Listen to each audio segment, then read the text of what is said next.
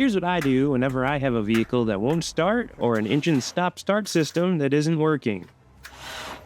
Maybe it's a stop-start system not ready battery charging message or a low voltage message on your dashboard. First thing I do is grab my battery charger and hook it up and charge it until I see this fully charged green light. Next, I grab my $60 battery load tester and hook it up to the battery to test the battery.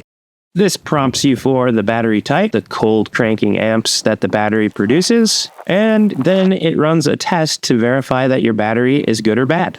If I get a good battery reading, I like to wait about an hour and come back out and read the battery once again to make sure that it's holding voltage. If you get this screen and you can see that your battery voltage has dropped off, it's time to replace your battery. Don't forget to click subscribe, and for a more in-depth look at battery testing, make sure to click the link below.